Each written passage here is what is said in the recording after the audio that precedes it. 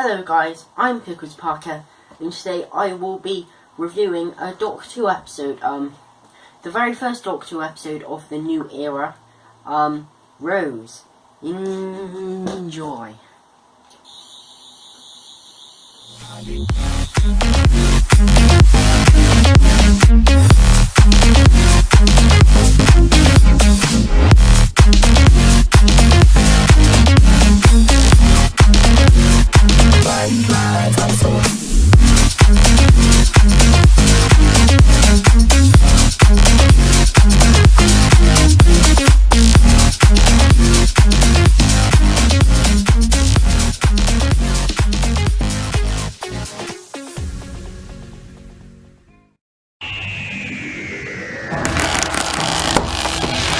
Run!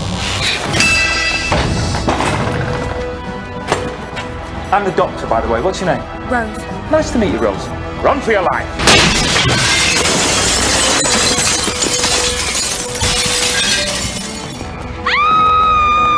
The Doctor is a legend woven throughout history.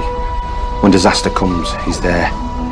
He brings the storm in his wake. And he has one constant companion. Who's that?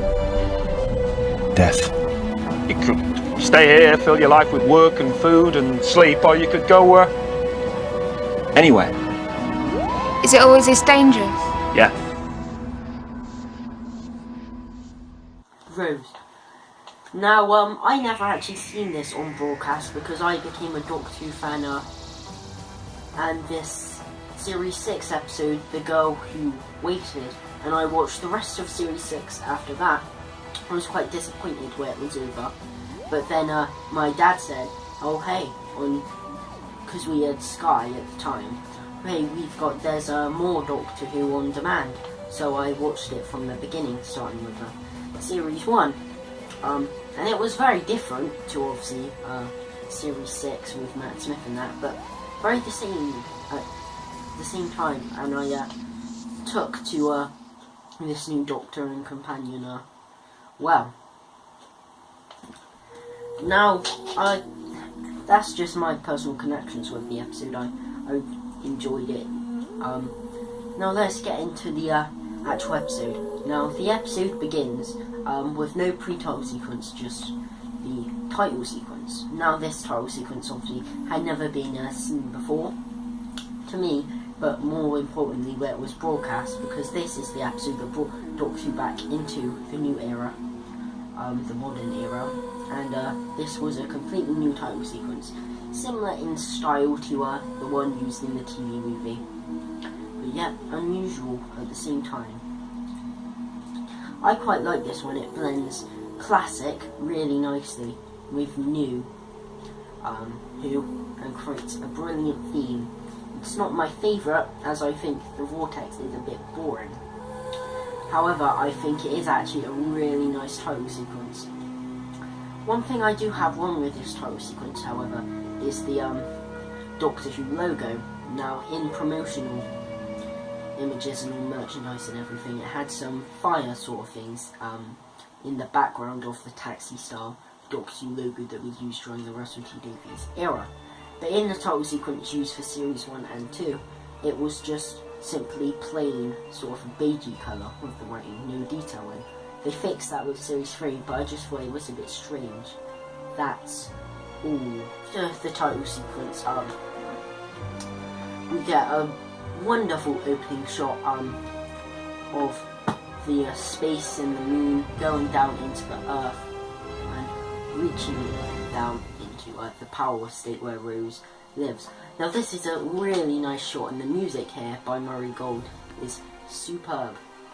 This shot was actually used many times, including the Christmas Invasion, the Runaway Bride, New Earth maybe, and yeah, it was used quite a few times, that same shot, just going into different locations. But yeah, it's a really nice shot, and the music is just fabulous. And it gets on to them we're in the power state with Rose, and it feels very fresh, because if you think of the TV movie, that starts with the Doctor making a monologue sat in the TARDIS about how he collected the Master's ashes and sent them to Skaro. Now, new viewers wouldn't know what the hell was going on, but here they saw it simple. They take you in, and they clearly see, because the whole thing of the companion is you look through their eyes. They're sort of supposed to be like your sort of person here, because they don't know what's going on and neither do you. And you truly get that. You start with the companion, and then when the companion meets the Doctor for the first time, so do you. And it does feel really fresh. It feels really modern as well. We touched on this, but the music in this episode is superb, and it really takes you into the modern feel. I think, despite I really love some of the tracks in the 11th Doctor and 12th Doctor era, some of them are probably the greatest Murray has ever composed. You certainly get a lot more of a range from him in these Russell T Davies era, especially in the early Russell T Davies era, and you feel like he's really putting his all into it. We've got many different tracks. I briefly touched on the one of the opening shot, but you also get tons of different tracks in this. Some that you never even hear again, but they're just brilliant. I really do love the music from Murray in this one. And now on to part after this opening shot. It really introduces you to Rose. You've got where she lives, her mum, her boyfriend, her job, what kind of person you are. It's like, even in these first few minutes, you know everything mostly about Rose, which is good, because you feel you can relate to her more, whereas if you think to somebody like Clara, you knew nothing about her, so you felt like you couldn't relate to her. But with Rose, you know everything about her. She's very much an ordinary person, an everyday person, working class. So yeah, that was good how they introduced you.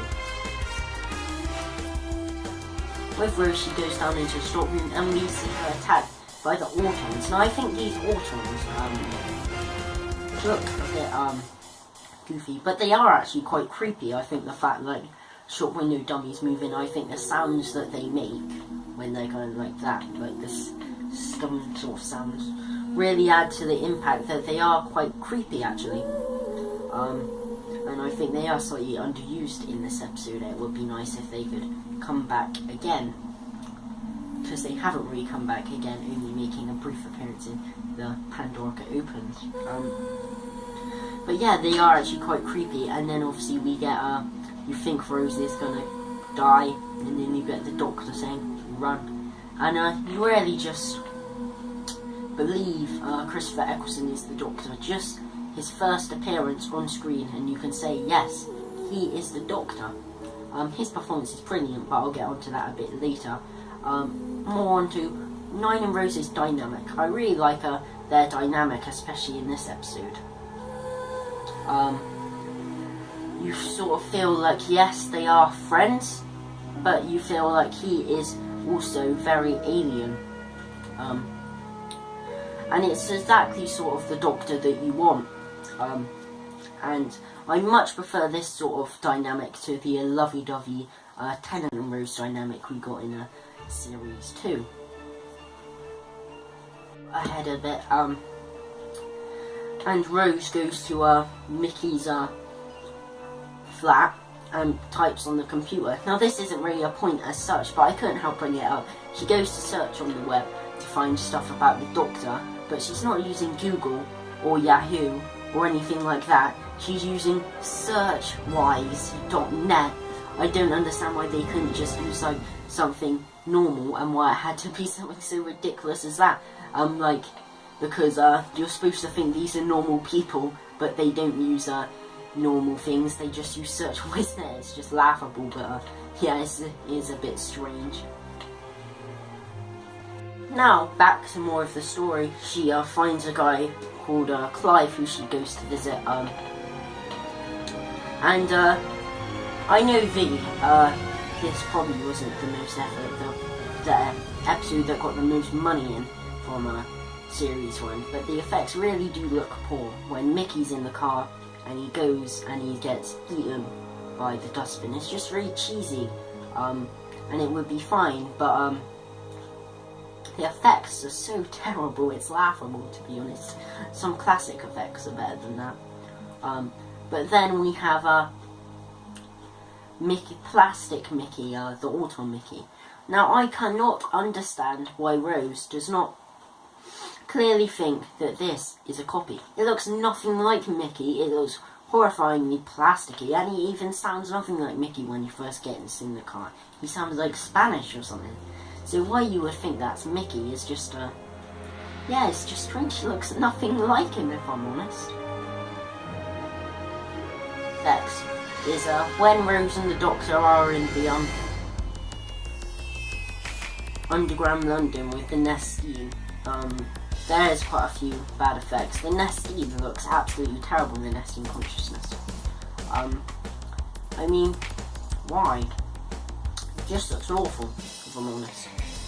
They could have done much more like that with more practical effects, but they tried to go for CG. It doesn't look very good.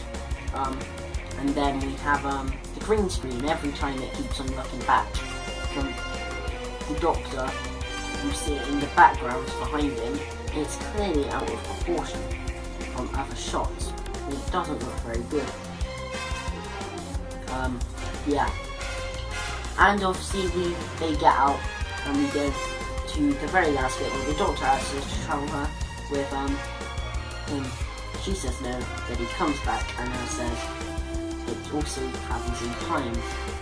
And this really annoys me because Rose has been fine in this episode so far, but then you get this really annoying bit that just you feel that sort of reminds me of a annoying series 2 Rose, where she goes up and says thanks to Mickey, and Mickey says for what? And she says exactly, which is really hard. I don't know what Mickey's done to deserve this.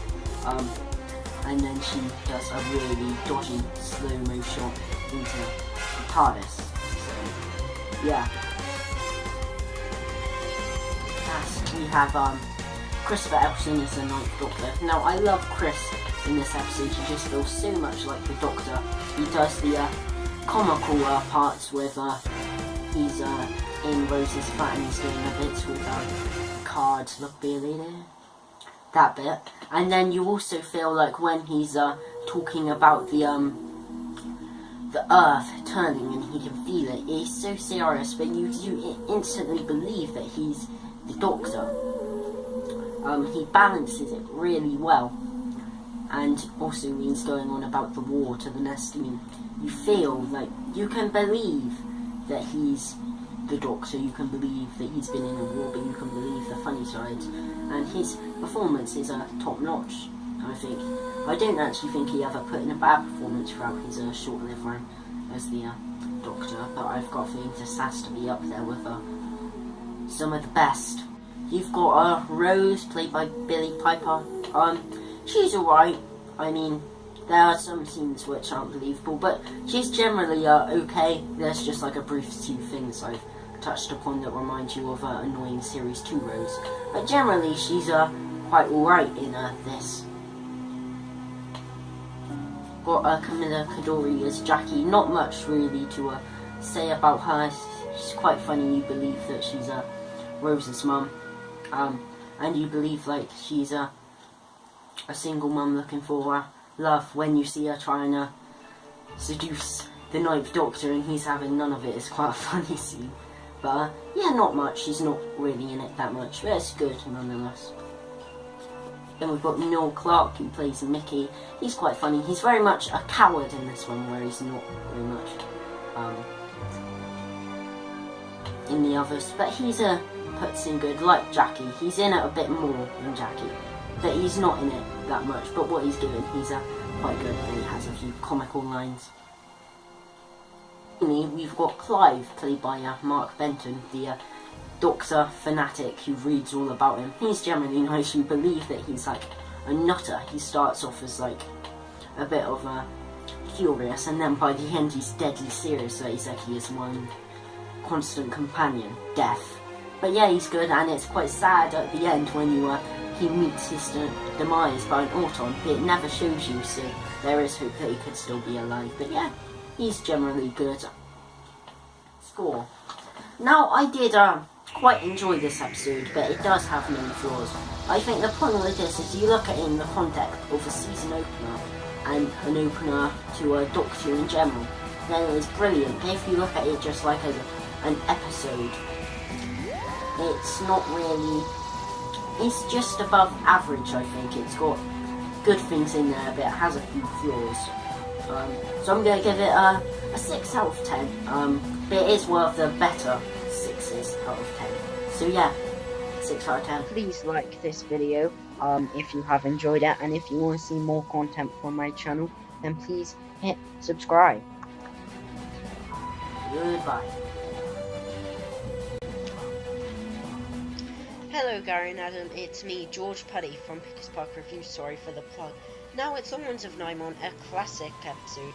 I love the 4th Doctor, but I haven't watched many classics. I am trying to get into them, don't you worry. I have watched An Unearthly Child, a bit of the Daleks, Robot, a bit of the Ark in Space, and a bit of Time in the Rani. But anyway, points of interest I quite enjoyed this story. The Anaphelian actors were a bit rubbish, the ones in the Yo shows. Tom Baker and Lala Ward were brilliant as always. I really do love that TARDIS team, one of my favourites.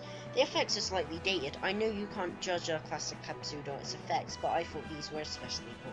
David Borelli, the person who is standing in for John Leeson as the K9 voices, doesn't really sound anything like John Leeson as K9, but still gets a good performance. One personal connection to me, because I'm currently reading the Sharda novelisation, so this tied in quite nicely and get me more into the era as well. Did you notice Romana's Sonic looked quite a lot like Tennant's? Maybe Tennant's was inspired by it. I love the Nymon's design, and Graham Crowden is not all threatening as Soul Lead. So those are my points of interest. Thank you, Gary and Adam. If I was going to give it a score, this may seem harsh, but I am trying to cut back because I have been quite generous with my 10, so I'm trying to cut back. I'd have to give it a 6 out of 10, but I did thoroughly enjoy it. I just think it's a bit average. So thank you, guys. Obviously my clip for the Caretaker never got to you last week, but I'll see you guys next week. Ta-da!